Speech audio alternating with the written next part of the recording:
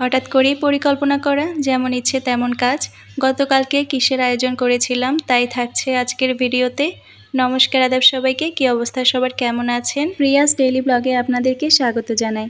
এই তো নাস্তা করতে বসে পড়লাম সবাই মিলে। পরোটা আর চা করা হয়েছিল, যেটা আমি আপনাদের সাথে রিলসের মাধ্যমে শেয়ার করেছিলাম। বেশ অনেকগুলো মুরগি নিয়ে আসা হয়েছে, যেহেতু 50 জনের আয়োজন করব। মা বলেছিল কাটার জন্য, কিন্তু আমি দেইনি, কারণ মা হাতের জন্য কষ্ট হয়ে যায়। মাংস কাটার পর আরজার বাবা আমাকে ধুয়ে দিয়েছে, তারপর সে চলে যায়। আর এদিকে মা রান্না করার জন্য বাকি যা যা লাগবে মশলা সব কেটে দিয়েছে, আমি ব্লেন্ড করে নিয়েছি। প্রথমে পোলাও বসিয়ে দিলাম এক পাশে, আরেক পাশে গরম জল বসিয়েছি, কারণ ওদিকে মাংস ধোয়া হচ্ছে। এদিকে ভাবলাম পোলাওটা বসিয়ে দিই, কারণ চুলা খালি যাচ্ছে। গ্যাসের চুলাতে বাড়তি রান্না করতে গেলে একটু সময় লাগে, লাড়কি চুলাতে তাড়াতাড়ি হয়ে যায়।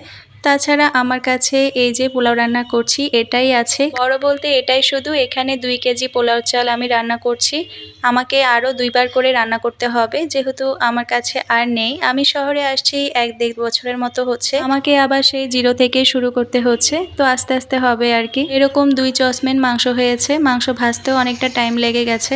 1 চসমেনের মাংস 3বার করে ভেজেছি, তাহলে চিন্তা করুন সময়টা তো অনেকটাই লেগে গেছে। পোলাও রান্না হয়ে গেছে, নামিয়ে নিলাম। ও আচ্ছা, কথা বলতে বলতে তো বললামই না কিসের আয়োজন করা হচ্ছে। আসলে আমাদের দোকানের স্টাফদের জন্য আয়োজন করেছি। আর 2 দিন আগে আরজার বাবা আমাকে এই ব্যাপারে বলে। আর দোকানের স্টাফরা তো সবাই রোজা রাখে, তাদের জন্য একদিন ইফতারের আয়োজন করে দেওয়া তো আমাদের দায়িত্বের মধ্যেই পড়ে। সব সময় করা হয়ে ওঠে না, আসলে বাচ্চা নিয়ে একা পারা যায় না। আর আশেপাশের কিছু সাধারণ মানুষকে দেওয়া হবে, সাধ্যের মধ্যে যতটুকু করা যায় আর কি। ইচ্ছা তো করে অনেক কিছুই। এই যে পোলাও আমি আরও একবার বসিয়ে নামিয়েও নিয়েছি।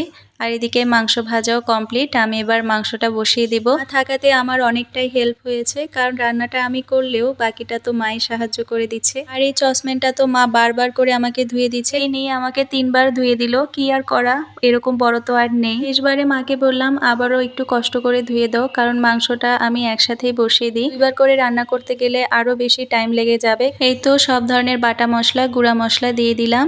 এবার ভালোভাবে অল্প অল্প জল অ্যাড করে আমি কষিয়ে নেব। তো পরিমাণে বেশি, সেহেতু কষাতেও একটু টাইম লাগছে। এবার দিয়ে দিলাম টমেটো বাটা। এরপর ভালোভাবে কষিয়ে নিয়ে আমি পরিমাণ মতো গরম জল অ্যাড করে দিলাম। জল ভালোভাবে ফুটে আসার পর এবার মাংসগুলো দিয়ে দিলাম। রান্নার ফাঁকে কিন্তু আমি আপনাদের সাথে একটা রিলসও শেয়ার করেছি টাইম বের করে, ওই যে মাংস কাটার ভিডিওটা। কি করব, সব দিকই মেনটেন করতে হয়। আসলে আমি আগের দিন ভিডিও এডিট করে রাখতে পারি না, আমার ইচ্ছা করে না।